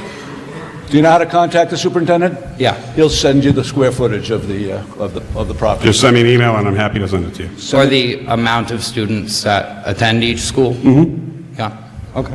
Excellent. Okay, thank you. Back here. Yeah, my question is then what? You pretend that this is some solution that's long-term. We're going to have the same problem next year. Once you've robbed a community of its sense of self and its students of going to a school that they deserve to go to, then what? When you have the same loss next year, then what? Do you close another school, or do you find it somewhere else? You all act like you're going to the state all the time. I mean, you've been here for 6 years, you've had a couple conversations. You're not going to the state more often, asking for the funding to be where it should be? That's crazy to me. It's crazy to me, and my question is, then what? What happens next year? What happens next year? If the funding formula continues as it is, it will be an annual issue. An annual issue. Annual issue. So you're going to rob children and a community and families of a school, and you're going to have the same problem next year. So it solves nothing. Solves nothing. It helps us for 1 year. Helps you for 1 year, then what? Whether or not you want to. And then what? And then what? Then we have a budget problem next year as well. Again. So if we get the funding from the state, does Ashby Elementary come back? Sir, you're making this a school committee or a superintendent issue. It's not. It's a state. Of course not. It's none of your faults. It's none of your faults. I haven't heard one single bit of accountability tonight from anybody on that stage. None. Zero. It's all the state's fault. It's everybody else's fault, not your fault. Right, Brad? You get paid an absorbent amount of money to do your job, and you can't seem to do it. You can't seem to do it. Thank you. Now we get salary. Now we're getting personal, that's out of bounds. Second comment? I've worked in management, and I've done budgets, and I've done budget cuts, and I've carefully been on teams that have examined doing things like this on a smaller scale for a business. So, my question is, why are we looking at all of this as wholes? Why don't we line up everybody's salaries and start cutting them from the top? Also, as that kid 16 years ago that you guys wrote off, your silence on my second question last time was so thunderous, my ears are ringing. Okay, let's check in on where we are. So we're at 7:43. We right now have about 6 people in line to make a 7th person to be able to make a comment or a question. So we'll continue to go back and forth there. Sure, please, you can. Yep, feel free to adjust the microphone. Thank you. I'm short. Oh, hello. I'm short, so I had to adjust the microphone. I'm Sandra Lord from Townsend, Walliser Road, Townsend. First, let me say that everyone from the school board to the property owners and the students, everybody's between that proverbial rock and a hard place. There's no easy answer for this. I have, and I do want to address the representatives too as well. I know that I don't own a house, I rent, but it trickles down from the people that own my house. Their taxes are going up because they, and then they have to charge me rent. My husband's disabled, he's a veteran, and we can't pay a higher rent, but they'll have to charge us a higher rent. These are very small towns, people talk. I heard of Ashby Elementary and Hawthorne Brook is potentially closing. So that's what I have heard. You said that you don't know which schools, but that's what I've heard. I have a question about the state. I'm not going to be very popular here because I'm going to bring this up. There are people coming into this, I'm talking to the representatives here. There are people coming into... Supposed to talk this way. They haven't agreed, the representatives, maybe we have an opportunity for them in a forum to speak, but... Okay, let's put it this way. I have a grandchild on the way, and I have nieces and nephews that are in the school systems. You close the school, it's going to make it very difficult for them to get from point A to point B. Travel times are exorbitant. I feel our students are going to lose out. We raise the property taxes. People are moving away from Townsend because they've lived here all their lives and they can't afford to stay here anymore. The students, they look forward to going to the schools in their town. We have the best test scores out of the whole country. We have the best education in the state of Massachusetts out of the whole country. Our education system in Townsend is stellar. We don't, Townsend, Pepperell, Ashby, excuse me. We don't want to lose that. We absolutely don't want to lose the quality, and I'm worried about that. And I have this question about, there are people, I'm not going to be popular, so don't boo me, please. Okay, I'm going to state something very obvious. I lost my health insurance. Meanwhile, we have people pouring into the state that are not residents. Okay, well, okay. Look, thank you. So they get I'm going to rule plenty of that money. out of order, and I'm going to microphone number 1. Microphone number 1, please. Hi, my name is Chantal Quantrick. I live in Townsend, and to be honest, I am completely disappointed coming to move here. We've lived in 5 different states. I'm part of a military family, and this is the most that we've had to pay for property taxes throughout the whole country, and I've owned 3 other homes. It doesn't make any sense to where the funding goes towards. And I know that this all stems from the towns not creating revenue, and I know that it's many years of poor decision-making. As on the school board, and everybody else, always adding more and more budget, more and more debt. How are you going to fix this budget debt if you're just going to be cutting schools? Are you going to be adding any contingencies to it? Is it something that we can go back to later on if we get the towns to make plans to create more revenue besides property taxes? Okay, big questions, but not sure we're going to... Honestly, I think in order for this budget problem to be addressed, the formula needs to be addressed, because it is going to be an annual thing. And I hate to keep putting it on the state, but the urban school districts, there are many school districts that I'm aware of that are getting student opportunity money that don't need it. Can we try to find a way of creating the opportunity? Can we try to find a way of creating that opportunity? Maybe bring in like a special resource to this town. I know that won't help for this budget year, but what if we create something that's more of a 3 to 5 year long term plan, a goal? I think it's certainly something that we can look at, that's worth looking at for sure. Just got to get more creative out of the box and try to figure out solutions instead of being in debt every year after year and letting it add up. Okay, thank you. So we're going to now these are going to be brief comments amongst our final 7 people here. Give the opportunity to our officials to talk about how they would like to get input on these comments, and then we'll break. Okay, so we're back right here at microphone number 2. This is to the person representing the school board. First of all, my name is Teresa Moss. I am on the Board of Selectmen. I am not representing the Board of Selectmen, but I am just going to speak to you as a former chair of the school board and a school board member for over 12 years.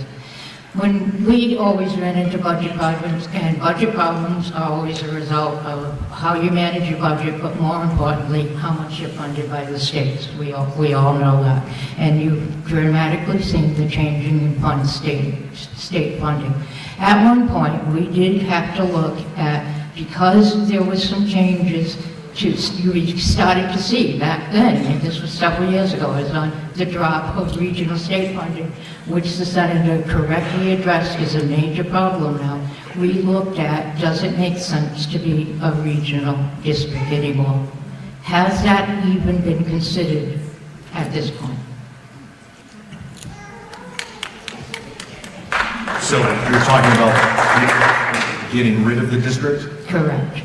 And go into, if Ash becomes rural, Townsend becomes rural, is there an opportunity for more state funding? Can you look at those numbers? Can you get those numbers from the state at what the difference would be because of regional district and individual districts? And I'll sit down. I'm just curious if you look. I'm sure we could look at it, but I also know that there's a lot of efficiencies by having the 3 towns together in this.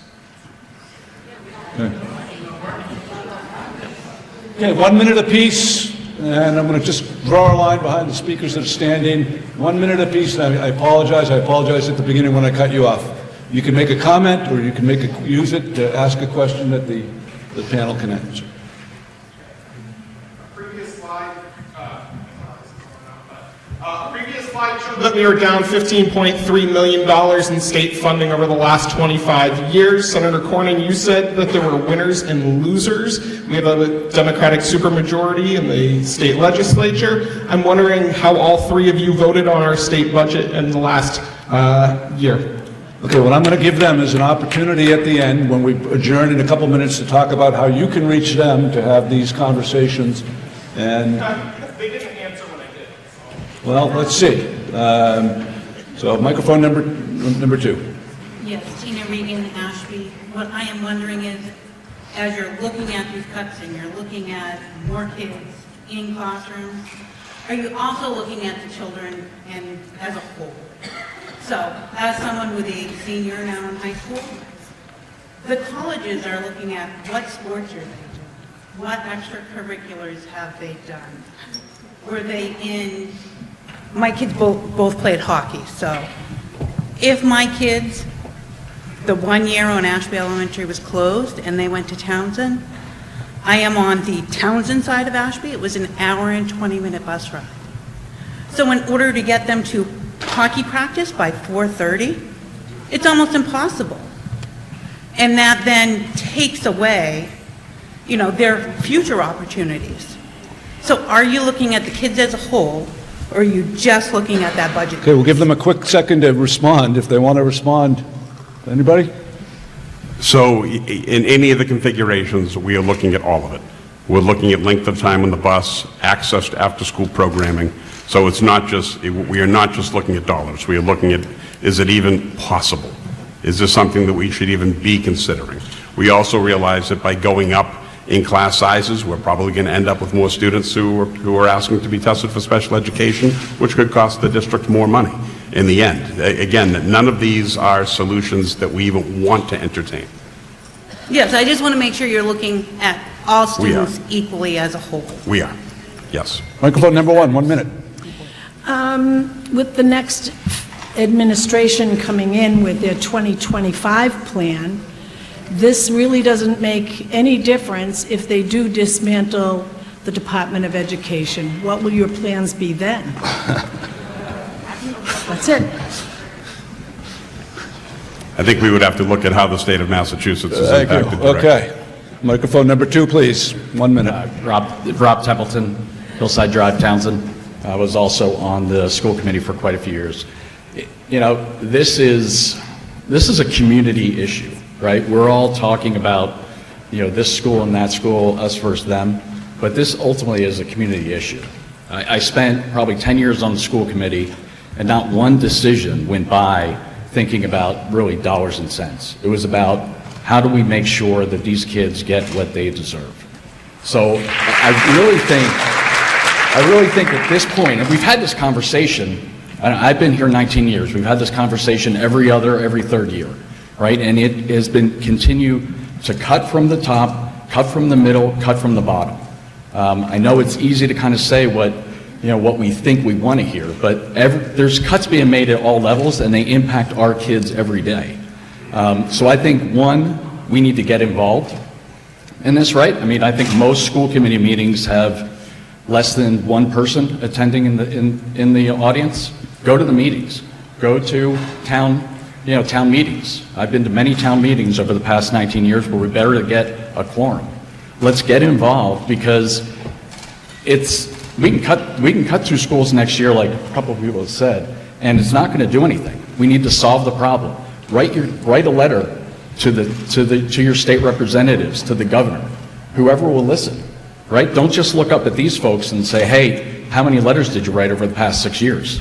We have to get involved, because these people will listen to us because we vote, and if we don't tell them we're pissed, they're not going to know about it. Excellent. So Engage. get involved. Thank you. Microphone number 1. 1 minute, please. Thank you. Hi, my name is Courtney McClellan. I'm on Bennett Road in Ashby, Massachusetts. I know that the school committee got my email that I emailed you earlier. So to sum it up for everybody here, some people have already talked about my concerns with, my students with extracurricular activities.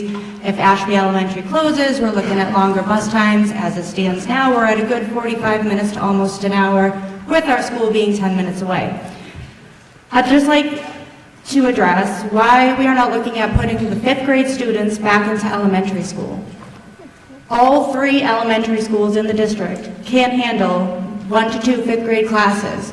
Why are we not looking at consolidating the middle schools into Townsend, where it will not be an exceedingly long bus ride for any student in the district? Why are we not looking at moving Barnum Brook Elementary School into the Nissitissit, which is a newer school, consolidating that school with the special ed department, so all PT, OT, and speech services are all there. All three communities keep their elementary schools. This will eliminate fifth grade teams. It will eliminate a principal position. It will eliminate an assistant principal position, nursing, administrative, all these positions that we can consolidate without losing the integrity of larger classrooms, without losing the integrity of, the sense of community that we are currently looking at losing in all three communities.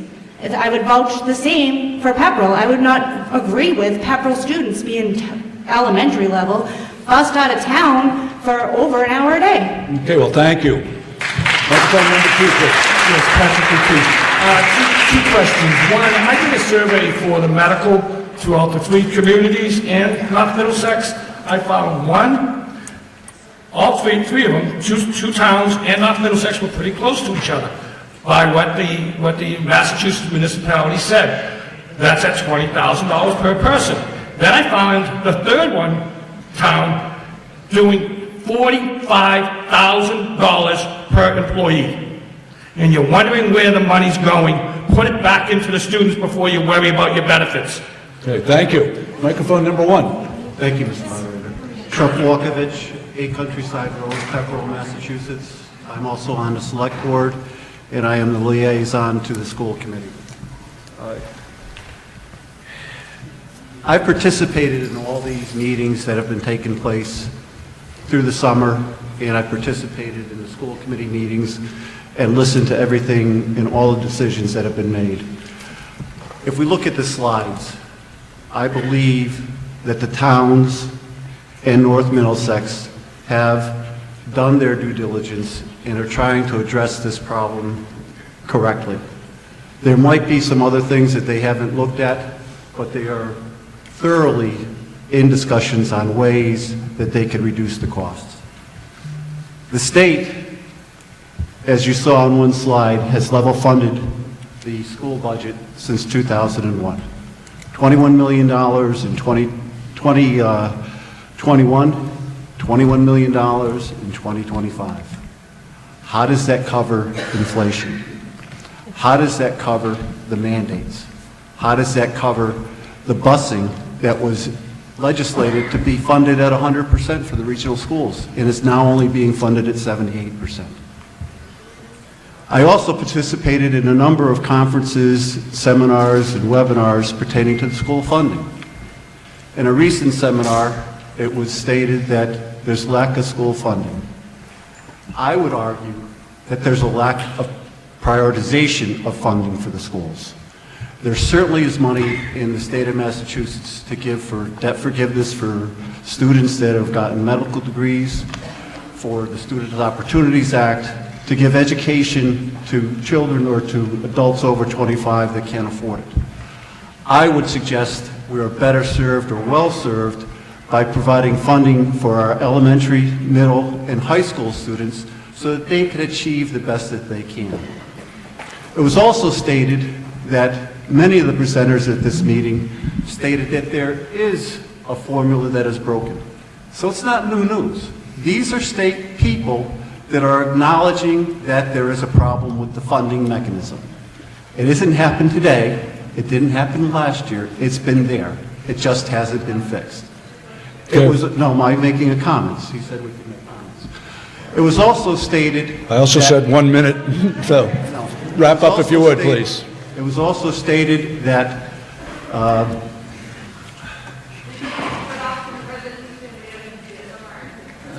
well, I think there is, because I think I'm just going to have to ask you to wrap up if you would, please. Thank you. What can the state do?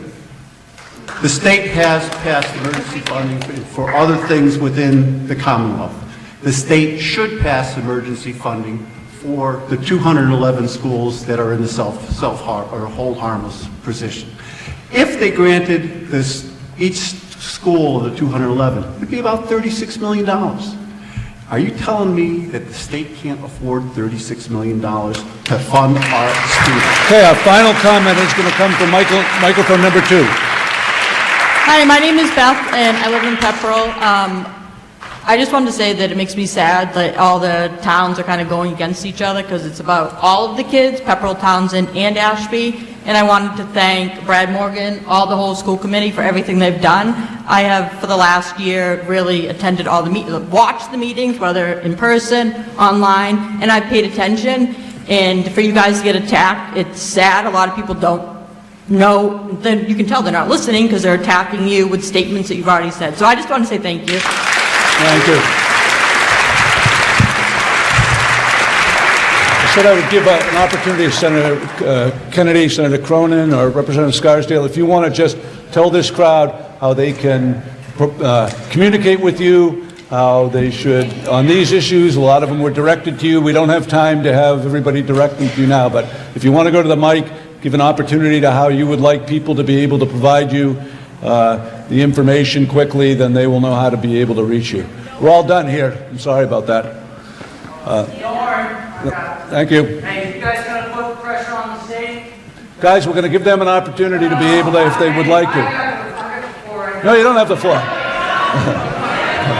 I served my country, so I got the fuck. Thank you. Yeah, I served my fucking country 3 times. Okay, guys. Okay, well, thank you very much, but Are you guys gonna put the pressure? No, this is BS. You wanna know why? This community, let me tell you. no, excuse me. You're out of order. You're out of order. Out of order. The governor should be here right now. Hey, the governor should be here right now. This community, this is strictly by the closure of a hospital that ripped this entire community, okay? That my wife worked at, and so many other nurses I know. I can tell you right Well, look, I'm going to say to you what I'm going to say to all the folks here. I appreciate your passion. I appreciate your commitment to the education of your children. It's extraordinary and important. I'll give... Sure. Okay, thank you very much. Thank you. Senator, Representative, you want a final comment as to how you can be reached, the best way for people to provide you with their opinions? Senator Scarsdale? All right, good evening, everyone. Okay, thank you very much. So much for showing up tonight and for all the great comments that you have made. Please. Thank you. Senator Cronin, Senator Kennedy, and I, we hear you. It is not just rhetoric. You saw in the slides, this problem has existed for decades. This has never been worked on Please. in a substantive. This problem has never been worked on in a substantive, comprehensive way to address the school funding formula, and that is what this delegation is doing. First, by bringing all 6 of our towns together, North Middlesex, Groton, Dunstable, and Lunenburg, and then finding and bringing together those 211 districts that all have the same issue. And that is how you work on solutions at the State House with a massive coalition. So you have 211 districts in the Commonwealth who have this problem, who want to work with this delegation to fix that.